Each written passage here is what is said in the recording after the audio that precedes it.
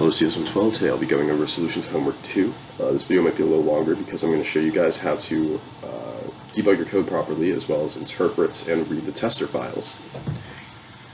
So I'm going to open up the assignment PDF as well as my text editor. Now, as you can see, I've already coded up task 1. I will be talking through task 1, but I will be coding task 2 on screen so you guys can sort of see my thought process when I code on how to tackle a task like this. Now, the first thing you guys should always do when you receive an assignment like a PDF, whether it's a project or homework, is to read through the entire thing and understand the topics covered in the assignment.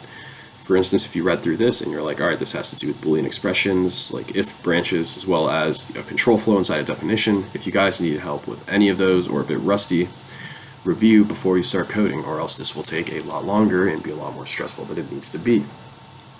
Now let's dive into task 1. I'm not going to go through all of this because you guys should know what this task is, but something that was confusing a lot of you guys is it accepts one floating point parameter. Now this means it'll receive one parameter of floating point number type. As you can see here, this is the function's signature. You can copy and paste this right into your text editor and you will be fine.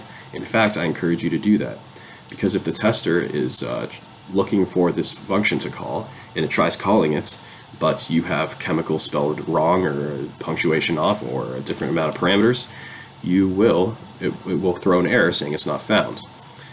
I always suggest that you guys familiarize yourselves with this type of structures. It's in your Xi books. There's a lot of stuff on it. But another thing to point out would be that you can tell it has one parameter because there's one argument in here. And as you can see in the second task, there are two variables here. They're comma separated. This means there are two arguments. So when you call a function, you need two different integers here. You can have as many as you want comma separated, or you can have a variable amount of parameters, which you guys will learn how to do later.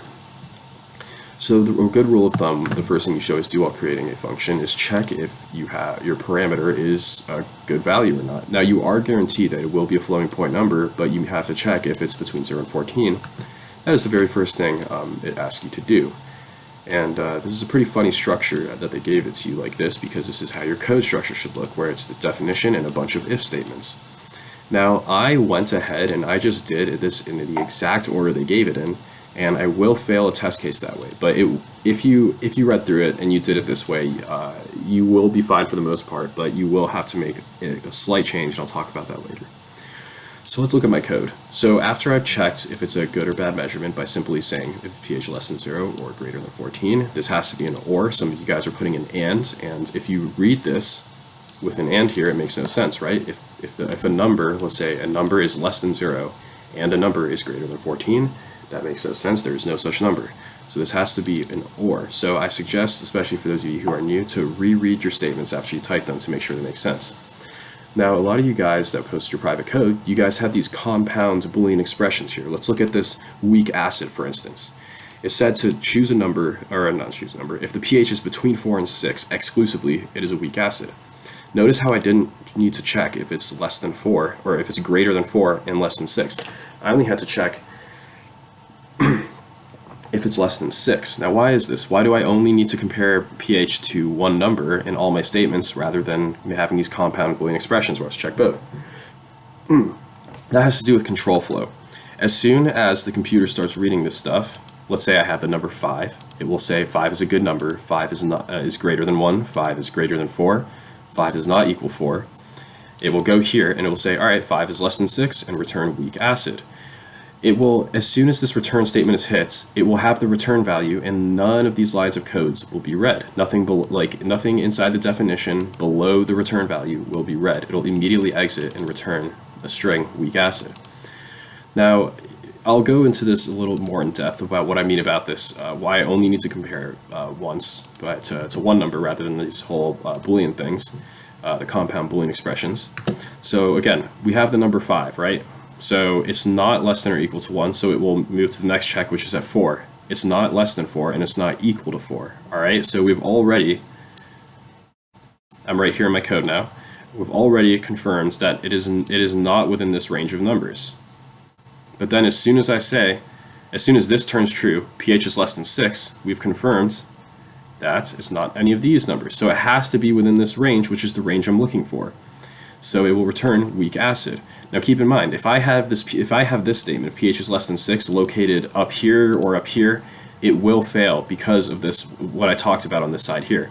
The order they gave it in was a very good order to do. Again, if pH is less than 13, any number, virtually any valid number, if pH is less than 13, right at the top, it will almost always return strong base because of how the control flow needs to work. So you want to check the most specific returns first, and then get broader and broader as you go. So let me go ahead and run this code. There will be an error, but I will talk you guys through that error. I'm going to open up my command prompt. I'm going to change my directory to the proper one, which is homework solutions. I'm going to type in Python. I'm going to type in the tester file. If you just hit the first letter and hit tab, it will fill it out for you. And then I only want to test one method. How can I do this? How can I only test one definition? I simply hit space and type in chemical strength. Hit enter, and boom. You can see I have failed one test, and I'll talk about this in a sec, but let's look at what it's saying here. This looks like a bunch of nonsense, right? Well, it's not that hard, actually. So these dots, every dot is a past test case. Boom, I failed a test case, but all these other guys are good. As you can see, there are 49 dots and one F. The F stands for the one test case I failed. So let's look at this test case here.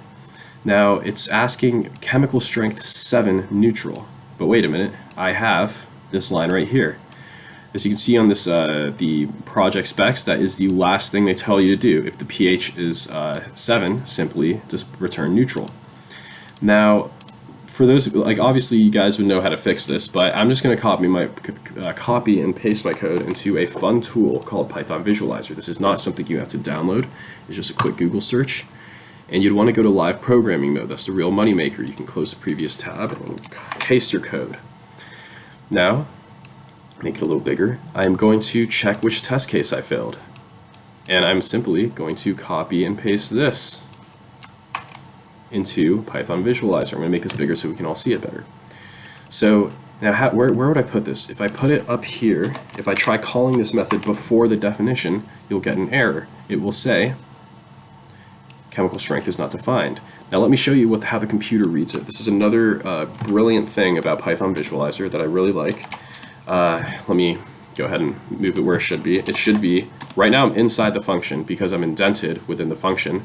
Now I am outside the function. So I need to call it outside the function because this is not recursion. So let me go to my first. You see this red arrow, this is what the computer's seeing. Notice how when I hit next, it goes straight to the next line of code. The computer will never go into this definition until it is called. So let's say it's never called, none of this code will ever be read. But now I call it down here. So the first step, the arrow is here, it moves to here during the function call. Now let's hit the next step, it goes back up to the definition that it knows, because when it read this, it's like, all right, there is a definition called chemical storage here, and as soon as it's, or chemical strength, and as soon as it's called, it will shoot back up to it, and now it is within the function. So let's see why this is returning very weak base instead of neutral. Again, this assertion error is raised by the tester saying your output very weak base does not equal the expected output neutral. So if you hit last and you hit return previous once, you'll see your return value here. Although a faster way to do this when you're debugging your code is to simply print the functions you are calling. Let's add another parenthesis here. And it will, if you hit last, it will tell you your return, it will print your return value rather than you having to hit previous ones. But anyways, yeah, we're returning very weak base. Why is that? So let's go to the first. So yeah, we call our function, we're in it now, all right? So we're testing it with number 7. So we're going down here. As you can see, it's just going past the if statements until something returns true.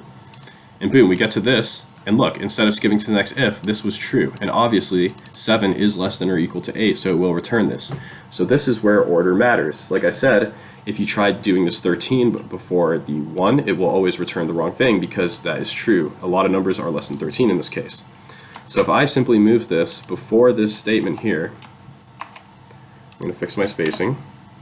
As you can see, once I hit last and run my program, it will say neutral, which is the correct output. So now I can copy and paste all of this back into my text editor to test it, but I'm simply just going to move it there because that's quicker. And you fix my spacing a little bit. Now I'm going to hit Control S because that will save it.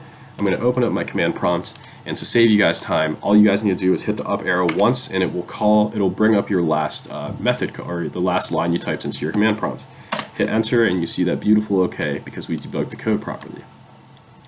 All right, let us move on to the next task, which I will be coding on screen and talk through my thought process. So the very first thing, obviously, you should have read through this and understood the thing, but I like to come up with code skeletons. What does this mean? It does mean something different from the two teachers that have talked about it, but the way,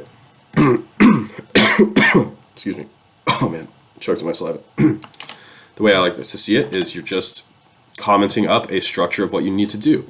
And let's see here. We need to validate the things, the numbers. So that's the very first thing I'm going to type in as a comment. Validate.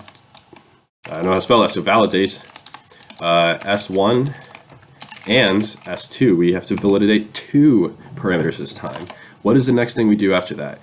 We need to check if they're on or off. So I'm going to check if they're on first because that's, I mean, I don't think it matters actually if you check which is on or off first, but I'm going to check what's on first. So you need to check if on. Now, how do we check if it's on? You need to check if 3 conditions. So both switches are set above 50. So S1 and S2 are greater than 50. Obviously, this is just pseudocode. This is not how you would, this is not in any way, shape, or form how you will type the actual Boolean because that would be wrong. You need to check if S1 plus S2 is set to the maximum value of one switch. Now, what does this mean? Some of you guys thought like, all right, if it's greater than the greater value of one of the switches, you guys didn't really understand what it meant. There were 2 general consensuses that if their sum is greater than 100, or if one of them's if the sum was greater than 1, or there are a lot of things that you guys were thinking, but there are 3 ways you can deal with this. One is you just test it out. You think, all right, I'm going to assume it's this way. I'm going to run my code with the tester and see if I pass the test cases. If I do, you're good. I do not suggest that way because that is just, I mean, that's a waste of time. You could ask on Piazza, you know, that's always a very good resource to do, but what a true programmer will do is pull up the tester file, which you can do in any text editor. I just happen to open it here, and these are all the test cases. Now, as you can see, these are test chemical strength. These are all chemical strength. Now you go down here, and it's light status tests. As you can see, it's giving 0, 0. It should return invalid switch. These are the test cases, and this is the expected output it's expecting. Do not alter any of this, please. That will that will cause a lot of struggles. But yeah, look at this. It will literally tell you what's happening here. And here it says on sum is 100. That answers my question. Now I know that if I look at these test cases, these should all be on, and it looks like the first one plus the second one is 100. The first one plus the second one is 100. So if it's equal to 100, it's on, as well as the differences here. So if S1 plus S2 is equal to 100, again, this is just pseudocode, guys. Please don't code this. And if S1 minus S2 is equal to 1/2 of that, so that's 50. So now I can simply say if none of these 3 conditions are met, off, right? It's off because it can't be on if one of these 3 conditions are not met. Now let us actually code this. The very first thing you got to do, validate S1 and S2. It says they must be each between 1 and 100 inclusive. So that means it includes 1 and 100. So if, I'm going to wrap them in parentheses to really make my life easier. So if S1 is greater or equal to, because it includes 1, and I'm actually going to wrap this in double parentheses, guys, because I just think that's the best thing to do. S1 is greater than or equal to 1, and S1 is less than or equal to 100, right? That really just covers everything that we need to do. I'm obviously missing a parenthesis. So if S1 is greater than or equal to 1 and S2 is S1 is less than, or so this is if it's a valid number, right? This is if it's a valid number. So I'm going to also say and I'm going to copy and paste this here. Now I am going to do this in a sort of non-traditional way, but it's just to show you guys there are many ways to do it. So yeah, just copy and paste it. You have to check both S1 and S2 to check if they are both valid numbers. So if this, then I'm going to start all my code here. I'm going to tab this over one. Else, so I'm with my else here, I'm going to return invalid switch. So this is another way to do it. I showed you one way here where you can check it this way and just return it immediately, but I'm using an if else, right? Because if it's not valid, boom. Wait, did I do this wrong? If S1 is greater than or equal to 1, and no, I checked if it's within bounds. And so yes, they both have to be valid, so this is correct. So now let's check if this bad boy's on. So the very first thing I have to do is check if S1 and S2 are greater than 50. So if, double parenthesis it again to really make it clear to me what I'm doing. So if S1, actually I don't need to, wait, what am I doing here? Checking if they're valid. So if S1 is greater than 50 and S2 is greater than 50, I'm going to return on. Now that takes care of the first case. Now the second case, we have to check if their sums are 100. Here I don't really need to do the double wrap in parentheses. So I'm just going to say if S1 plus S2 is equal to 100, I'm going to return on. Now the very last thing I have to do, I need to check their differences. So I am going to make an error here just to show you how to debug code again. But I'm going to check if S1 is minus S2 is equal to 50, which is half of the max value to switch. I'm also going to return on. Now, if none of these match, so I'm actually going to use elif statements here, just because I want to. Because I'm going to have an else statement right here. I'm going to say else return off, right? Because if none of those three conditions are met, I will return off. Like I said before, you always want to check the most specific guys here. You want to check the most specific ones first, the specific three cases that the switch will be on, and then you'll just say, all right, well, it's off if none of these are true.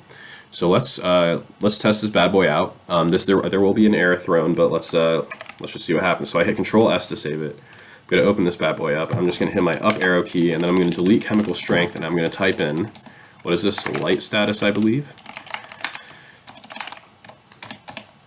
I'm going to hit enter. 0 out of 50. Yeah, so I have some invalid syntax. So let's figure out what I did wrong together here. Syntax, okay, so line 47. Let's look at line 47. So yes, I have 1, 2, 3. Aha. I'm missing a parenthesis, right? You can just count your parentheses.